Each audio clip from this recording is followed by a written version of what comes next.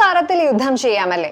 ആയുധങ്ങൾ കൊണ്ടും നിരായുധരായും എല്ലാം യുദ്ധം ചെയ്യുന്ന രാഷ്ട്രങ്ങളെയും വ്യക്തികളെയും എല്ലാം നമ്മൾ കണ്ടു കാണും. എന്നാൽ മാലിന്യവും വിസർജ്യവും കൊണ്ട് യുദ്ധം ചെയ്യുന്നവരെ അറിയാമോ? എങ്കിൽ അത്തരമൊരു യുദ്ധമുറയാണ് ഇപ്പോൾ ട്രെൻഡ് എന്ന് തന്നെ പറയേണ്ടി വരും. അതെ, ബദ്ധശത്രുത പേറുന്നവരാണ് ഉത്തര ദക്ഷിണ കൊറിയക്കാർ. നിലവിൽ പ്രക്ഷുബ്ധമാണ് അവർ തമ്മിലുള്ള ബന്ധവും നിലവിലെ സാഹചര്യവും. ഇപ്പോഴിതാ ഉത്തര കൊറിയ നല്ലൊരു പ്രകോപനം സൃഷ്ടിച്ചിരിക്കുകയാണ്.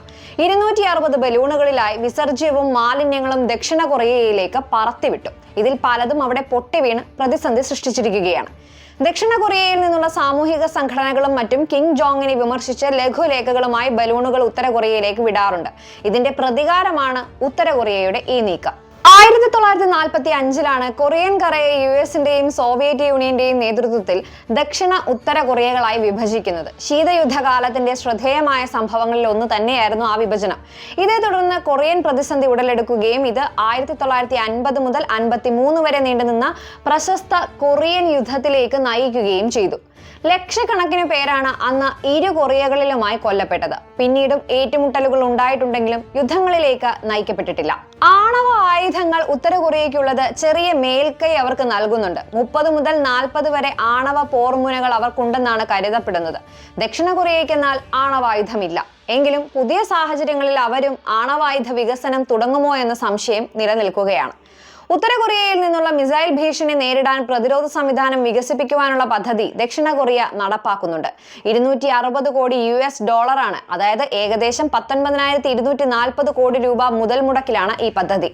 2035 പദ്ധതി പൂർത്തീകരിക്കുവാനാണ് ദക്ഷിണ കൊറിയയുടെ ലക്ഷ്യം. 38 പാരലൽ എന്നറിയപ്പെടുന്ന അതിർത്തിയാണ് ഇരു കൊറിയകളെയും വിഭജിക്കുന്നത്. നിലവിൽ 1953 കൊറിയൻ യുദ്ധം തീർന്ന ശേഷം ലോകശക്തികളുടെ നിർദ്ദേശത്തിൽ ഇവിടെ വന്ന വെടിനിർത്തൽ കരാർ ഇന്നും ഇവിടെ പാലിക്കപ്പെടുന്നുണ്ട്. എന്നാൽ അതിർത്തി വലിയ സമ്മർദ്ദത്തിലാണ് നിലനിൽക്കുന്നതെന്ന് പറയാതെ വയ്യ. ഏത് നിമിഷവും ആക്രമണം ഉണ്ടാകാമെന്ന ഭീതിയിൽ തന്നെയാണ് അവിടെ. അതിർത്തി രേഖയ്ക്ക് വടക്ക് ഉത്തര കൊറിയ 1000-ലധികം റോക്കറ്റ് ലോഞ്ചറുകൾ സജ്ജമാക്കി തന്നെയാണ് നിർത്തിയിട്ടുള്ളത്.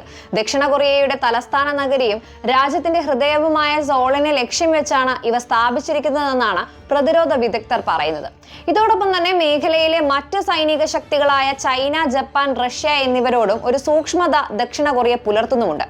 2010 ഇരു കൊറിയകളുടെയും അതിർത്തിക്ക് സമീപമുള്ള ദക്ഷിണ കൊറിയൻ ദ്വീപായ യോൺപിയോങ്ങിൽ ഉത്തര കൊറിയ ഷെല്ലിംഗ് നടത്തി 4 പേരെ കൊലപ്പെടുത്തിയിരുന്നു. തുടർന്ന് ഉത്തര കൊറിയയുടെ ആർട്ടിലറി ശക്തിയെ ചെറുക്കുവാനുള്ള സംവിധാനം വികസിപ്പിക്കണമെന്നത് ദക്ഷിണ കൊറിയയുടെ പ്രധാന ചിന്തയായി മാറി.